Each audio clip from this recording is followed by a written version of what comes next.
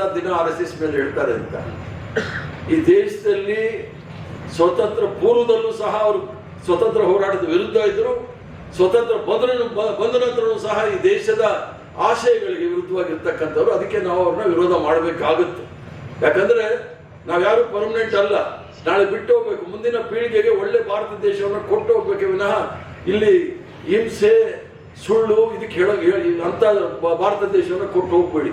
ಅದಕ್ಕೋಸ್ಕರ ವಿಚಾರ ಸಂಕೀಕರಣ ಮಾಡುವಾಗ ಮೊಟ್ಟ ಮೊದಲನೇ ಆದ್ಯತೆ ನೀವು ಭಾರತ ದೇಶದ ಕಾಂಗ್ರೆಸ್ ಪಕ್ಷದ ಇತಿಹಾಸ, ಸ್ವತಂತ್ರ ಹೋರಾಟದ ಇತಿಹಾಸ ಇದನ್ನ ನಾವು ಹೇಳ್ಕೊಟ್ಟಾಗ ಸ್ವಲ್ಪ ಜನಕ್ಕೆ ಅರಿವಾಗುತ್ತೆ ನಾವೇನ್ ಮಾಡ್ತಾ ಇದೀವಿ ಅಂತ ಹೇಳಿ. ಅದರ ಜೊತೆಗೆ ಎಷ್ಟು ಜನ ಪ್ರಾಣಾರ್ಪಣೆ ಮಾಡಿದ್ದಾರೆ ಅನ್ನೋದು ನಾಯಕರದಲ್ಲೂ ನೀವು ನೋಡ್ಬೇಕಾಗುತ್ತೆ. ಅಷ್ಟೊಂದು ಸುಲಭವಾಗಿರ್ಲಿಲ್ಲ. ಬಡತನ ಕಿತ್ತು ಬರ್ತಾ ಇತ್ತು. ಸುಮಾರು 60-70% ಜನ ಒಂದೊಂದು ಊಟದಲ್ಲಿ ಇರೋರು. ಅಮೆರಿಕ ದೇಶದವ್ರು ನಮ್ಗೆ ಗೋಧಿ ಕಳಿಸ್ತಾ ಇದ್ರು. ಆಮೇಲೆ ಡೆನ್ಮಾರ್ಕ್ ಇಂದ ನಮ್ಗೆ ಹಾಲಿನ ಪುಡಿ ಬರ್ತಾ ಇತ್ತು, ಮಕ್ಕಳಿಗೆ ಪೌಷ್ಟಿಕಾಂಶ ಸಿಕ್ಕಲಿ ಅಂತ ಹೇಳಿ.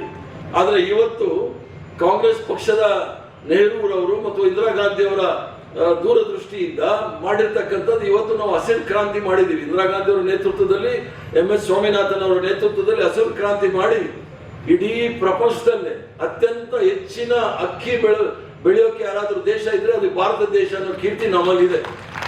ಯಾವ ಇಲ್ಲಿ ಹನುಮಂತನವ್ರು ಗೊತ್ತಿರ್ಬೇಕು, ರಾಮ್ ಮಾಧವ್ ಅಂತ ಹೇಳಿ RSS ಇಂದ BJPಯ ಉಸ್ತುವಾರಿ ವಹಿಸಿದ್ರು. ಹೆಂಗೆ ನಮ್ಮ ಸುರ್ಜೇವಾಲಾ ಅವರು ಇದ್ದಾರೆ ಆ ತರ BJPಯ ರಾಷ್ಟ್ರೀಯ ಮಟ್ಟದಲ್ಲಿ BJP ಉಸ್ತುವಾರಿ ವಹಿಸಿದ್ರು. ಈಗ BL ಸಂತೋಷ್ ಇದ್ದಾರೆ ಆ ಜಾಗದಲ್ಲಿ.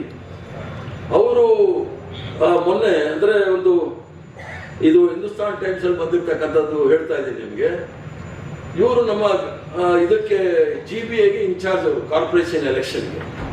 ಬಹಳ ಸಂತೋಷ, ನಾವು ಊರೆಲ್ಲ ಸುತ್ತೀವಿ ಎಲೆಕ್ಷನ್ ಅಂತ. ಅವರು ಬಂದ್ರೆ ಬಹಳ ಸಂತೋಷ.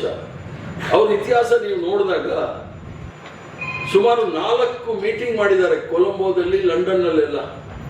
GBA ಎಲೆಕ್ಷನ್ ಮಾಡೋರು ಪಾಕಿಸ್ತಾನದಲ್ಲಿ ಹೋಗ್ಬಿಟ್ಟು ಹಿಲ್ಟನ್ ಹೋಟ್ಲಲ್ಲಿ ಪಾಕಿಸ್ತಾನದ ಉನ್ನತ ಅಧಿಕಾರಿಗಳು, ಅದರಲ್ಲಿ ISI ಅಂತ ಇದೆ ಅಲ್ಲಿ, ಮೋಸ್ಟ್ ಡೇಂಜರಸ್ ಆರ್ಗನೈಸೇಷನ್ ಅದು, ಅದರ ಮೇಜರ್ ಜನರಲ್ ಜೊತೆ ಇವರು ಮಾತುಕತೆ ನಡೆಸಿದ್ದಾರೆ. 4 ಮಾತುಕತೆ ನಡೆಸಿದ್ದಾರೆ ಗುಪ್ತವಾಗಿ, ಗೌಪ್ಯವಾಗಿ. ಯಾಕಂದ್ರೆ ಅವ್ರ ಸಂಘಟನೆ ಅಷ್ಟೇ ಗುಪ್ತ ಕಾರ್ಯಸೂಚಿಗಳು ಇರ್ತಕ್ಕಂಥ, ಹಿಡನ್ ಅಜೆಂಡಾ ಇರ್ತಕ್ಕಂಥವ್ರು. ಅದರ ಒಂದು ಹೋಟ್ಲಲ್ಲಿ ಮಾಡುವ 4, ಅದು ಕೊಲಂಬೋದಲ್ಲಿ. ಇಂಡಿಯಾದಲ್ಲಿ ಮಾಡಿದ್ರೆ ಪರವಾಗಿರ್ಲಿಲ್ಲ, ಕೊಲಂಬೋದಲ್ಲಿ ಶ್ರೀಲಂಕಾಗ ಹೋಗಿ ಮಾಡಿದ್ದಾರೆ. ಅದೇನ್ ಮಾತಾಡಿದ್ದಾರೆ ಅನ್ನೋದು ಹೇಳಿ ಸ್ವಲ್ಪ.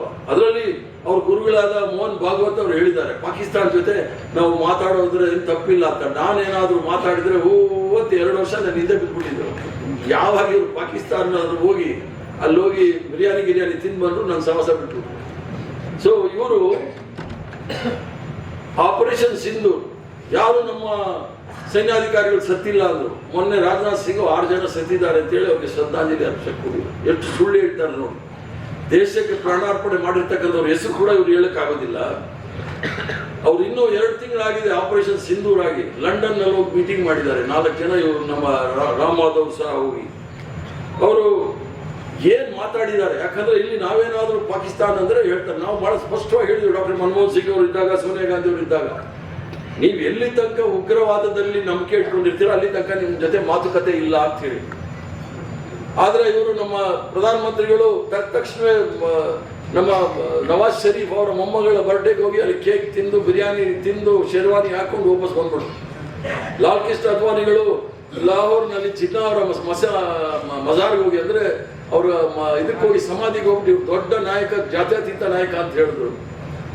ಇವರು ನಮಗೆ ಹೇಳ್ತಾರೆ ಚುನಾವಣೆ ಬಂದಾಗ ಪಾಕಿಸ್ತಾನ ಚಿಕನ್, ಮಟನ್, ಮछली, ಮಂಗಳಸೂತ್ರ, ಹಲಾಲ್, ಹಿಜಾಬ್, ಅಜಾನ್ ಅಂದ್ಕೊಂಡೇ ಶುರು ಮಾಡ್ತಾರೆ ವಿನಃ ಸಾಮಾನ್ಯ ಬಡ ಕಾರ್ಮಿಕ ಅಥವಾ ರೈತರ ಬಗ್ಗೆ ಯಾವತ್ತಾದ್ರೂ ಮಾತಾಡಿದ್ ಕೇಳಿದ್ರೆ ಕಳ್ಕಳಿ ಇದೆಯಾ ಅವ್ರಿಗೆ?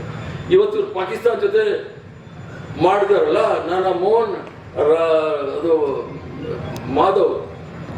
ರಾಮ್ ಮಾಧವ್ ಅವರು ಬೆಂಗಳೂರು ಬರುವಾಗ ಇದಕ್ಕೆ ಉತ್ತರ ಕೊಡಬೇಕು ಅಂತ ನಾನು ಕೇಳ್ತೀನಿ ಈ ಸಭೆ ಮೂಲಕ.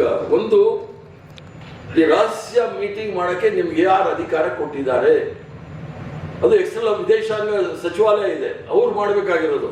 ಇವರು ವಿದೇಶಾಂಗ ಮಂತ್ರಿ ಅಲ್ಲ, ಒಂದು MLA ಅಲ್ಲ, MP ಅಲ್ಲ.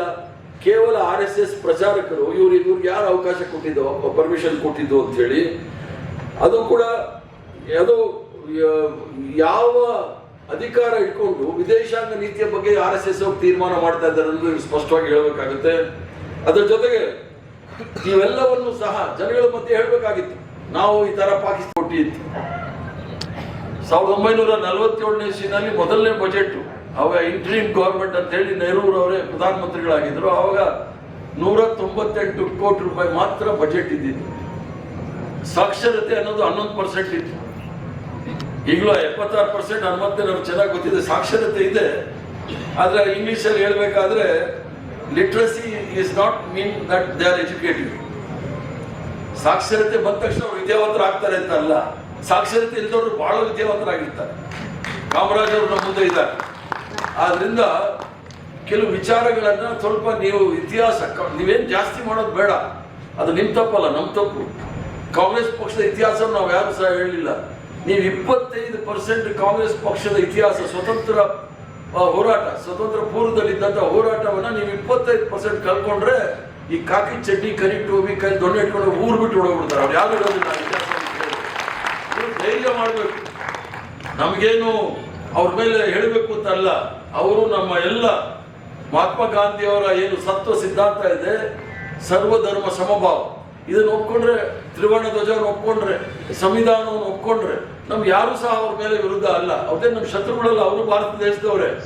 ಆದರೆ ಈ ಒಂದು ಭಾರತ ದೇಶದ ಭದ್ರ ಬುನಾದಿ ಏನಿದೆ, ಸ್ವತಂತ್ರ ಭಾರತದ ಸಂವಿಧಾನ, ಸ್ವತಂತ್ರ ಭಾರತದ ಪ್ರಜಾತಂತ್ರ, ಸ್ವತಂತ್ರ ಭಾರತದ ತ್ರಿವರ್ಣ ಧ್ವಜ, ಸ್ವತಂತ್ರ ಭಾರತದ ಜಾತ್ಯತೀತ ತತ್ವ ಮತ್ತು ಸಾಮಾಜಿಕ ತತ್ವದ ಬಗ್ಗೆ ಅವರಿಗೆ ಗೌರವ ಇದ್ರೆ ನಾವು ಸಹ ಅವ್ರ ವಿರೋಧ ಮಾಡಲ್ಲ.